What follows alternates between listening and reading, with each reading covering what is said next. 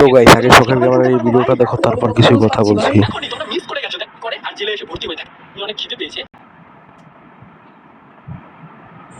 তো গাইস এখানে শখের গেমার কিন্তু খেলতেছিল একটি দারুণ গেম। তো এই গেমটির ভিডিও দেখার পর আমি ভাবলাম আমিও যদি এই গেমটা তোমাদের জন্য খুঁজে বের করি তাহলে তোমরা আমাকে সাবস্ক্রাইব করে দেবে। তার জন্য 50 বছরের রিসার্চের পরে এই গেমটা আমি পেয়ে যাই গুগলে সার্চ করতে করতে, যাই হোক।